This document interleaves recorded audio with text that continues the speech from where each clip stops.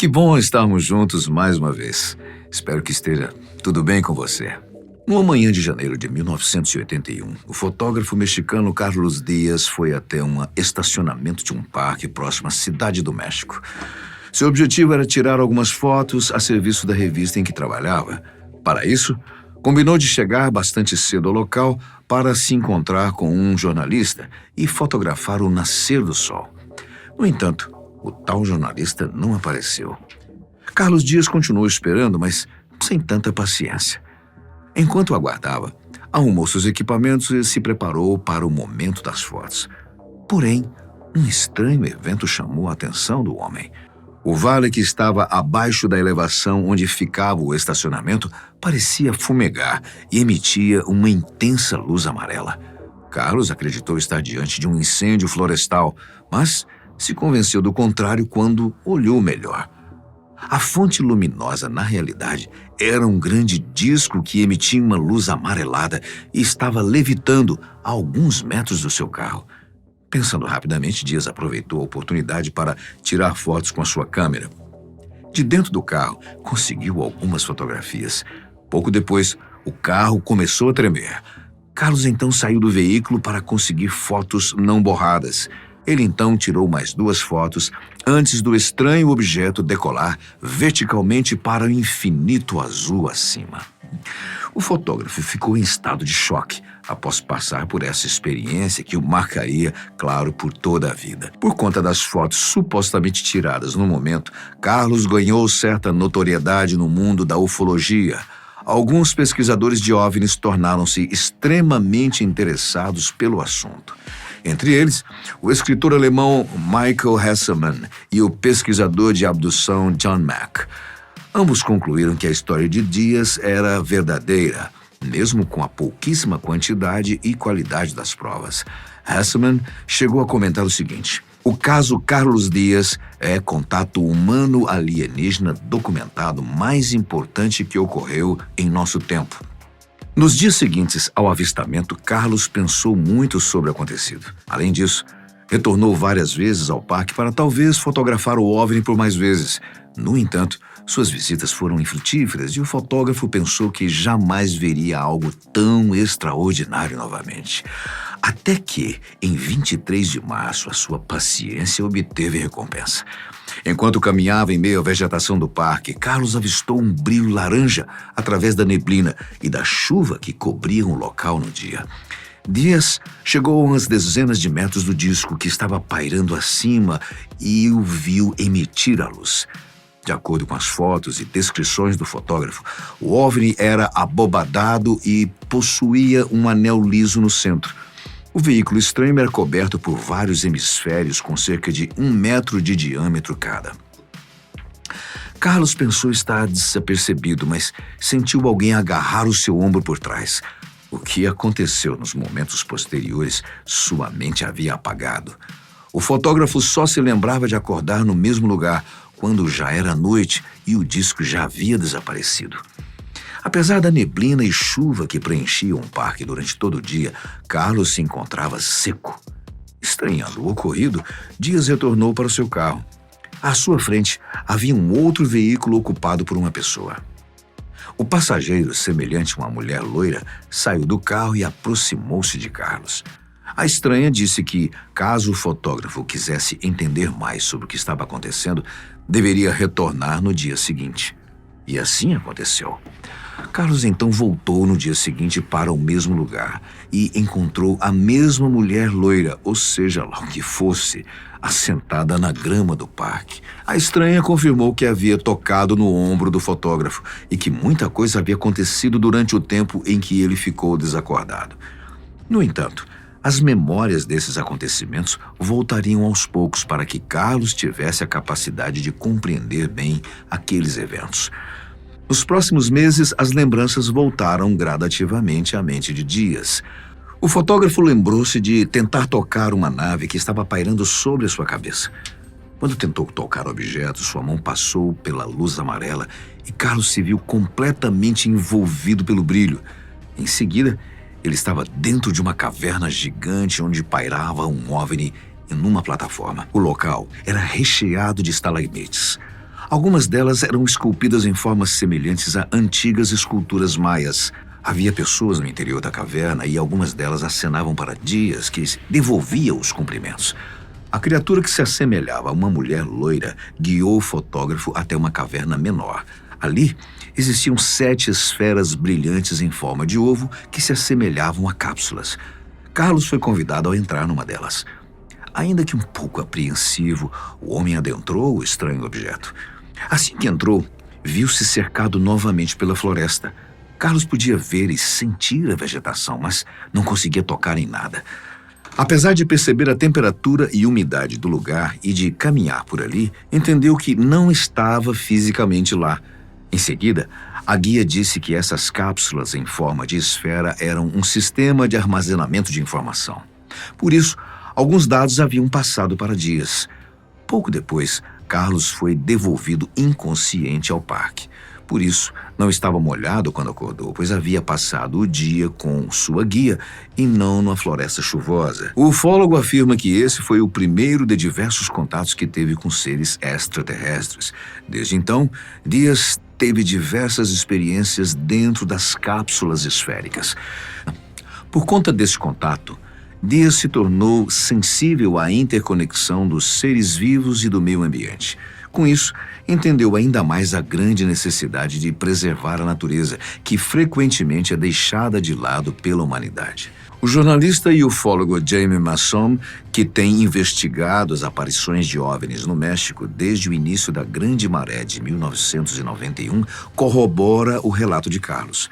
Para Jamie, as evidências do fotógrafo são algumas das mais impressionantes que já viu.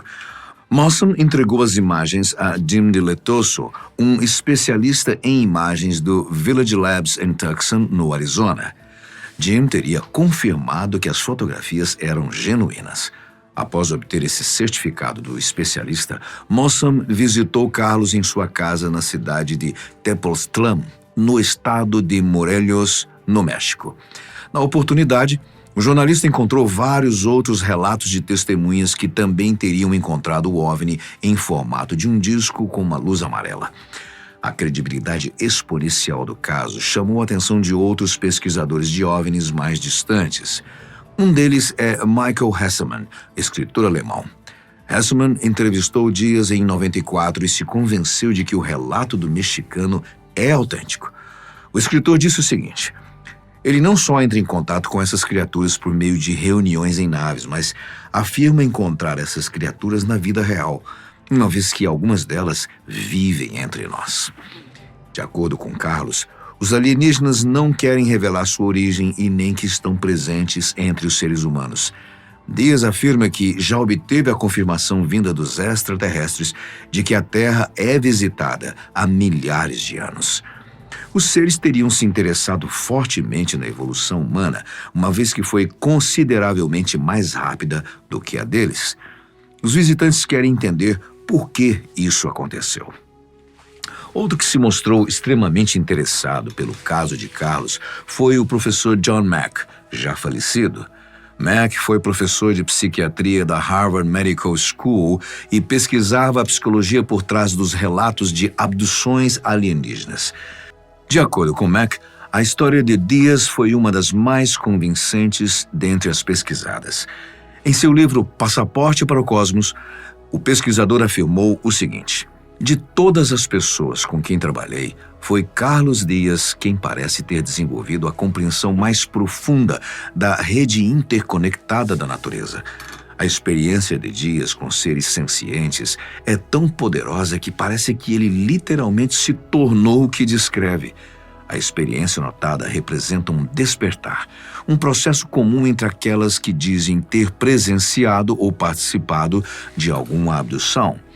O despertar ocasionado por conta do contato com os alienígenas fez com que Carlos se preocupasse com a preservação do meio ambiente e a capacidade de desfrutar de um belo planeta. Não sabemos com certeza se o contato extraterrestre é realmente verdadeiro, mas o envolvimento de Dias com a pauta sustentabilidade a partir daí é notável. O fotógrafo fez advertências ambientais públicas repetidas vezes, sendo a mais especial delas numa conferência de OVNIs em 1995 em Düsseldorf, na Alemanha. Seus contatos extraterrestres supostamente o informaram que sua espécie também tratava o planeta como a humanidade trata atualmente. Por isso, estavam rumo a uma autodestruição total. No entanto, conseguiram se conscientizar e alterar os rumos do planeta a tempo. Dessa maneira, estão empenhados em nos informar que uma tragédia pode estar próxima do planeta Terra. As previsões afirmam com quase certeza de que a humanidade está em curso para uma extinção total caso a sustentabilidade não seja levada extremamente a sério. Por suas declarações, Dias ganhou o status de um visionário em sua cidade natal e entre os pesquisadores de OVNI. No entanto, o próprio fotógrafo contestou essa suposta importância. Carlos não se via como nada além de um simples mensageiro. Apesar dessa modéstia, o relato de Dias continuou como um dos mais convincentes e mais bem relatados em toda a história. Afinal, poucos avistamentos possuem tantas evidências fotográficas. Além de Jim Dilettoso, o professor Victor Quesada, do Instituto Politécnico da Universidade do México, também analisou as imagens. Quesada afirmou o seguinte: ficamos chocados ao descobrir que o espectro de luz do objeto era diferente de tudo que já tínhamos visto. Violava todos os parâmetros anteriores e não correspondia a nada em nossos bancos de dados. A luz estava excepcionalmente brilhante. Não houve evidências de sobreposição ou engano. De acordo com as nossas estimativas, o diâmetro do objeto varia de 30 a 50 metros. As fotos também foram analisadas pelo Dr. Robert Nathan, do Laboratório de Propulsão a Jato da NASA, na Califórnia.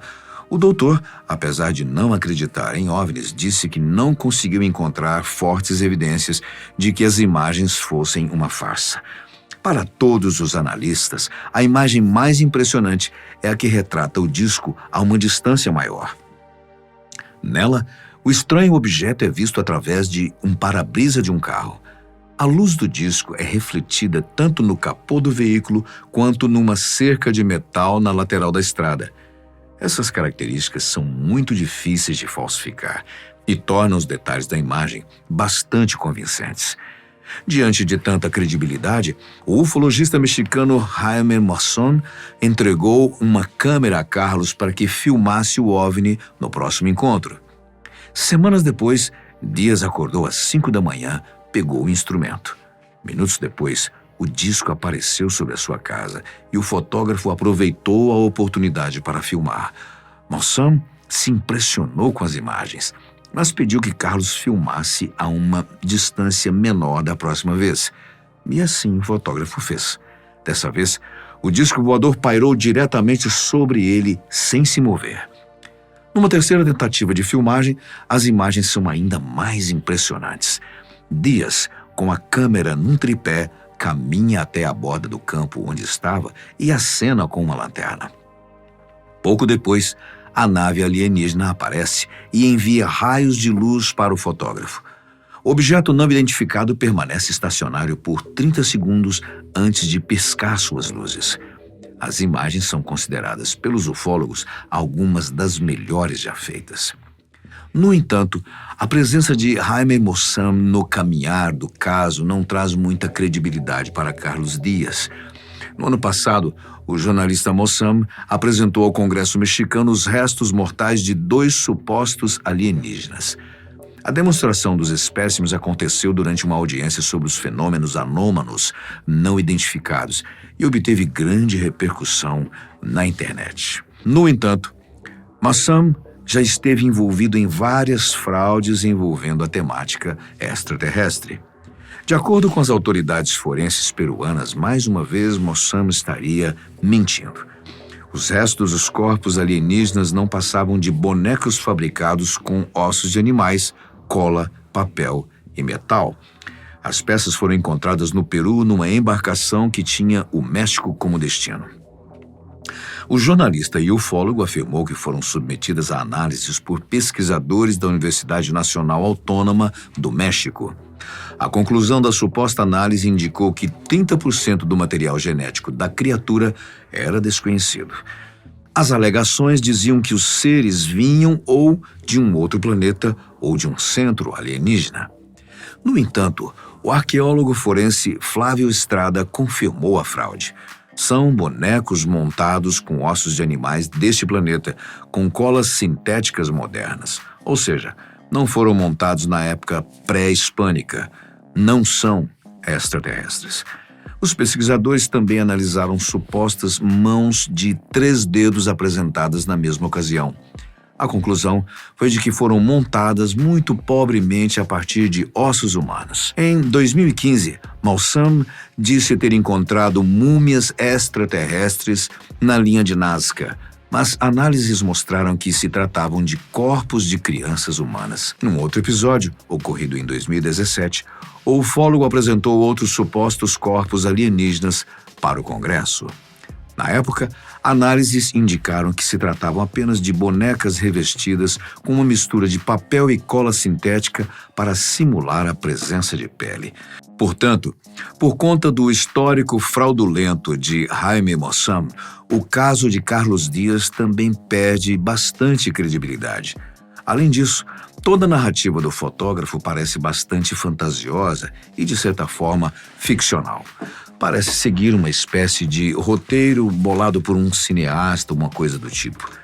Suas evidências, ainda que corroboradas por diversos especialistas do universo dos OVNIs, não se diferem muito de outras diversas já encontradas.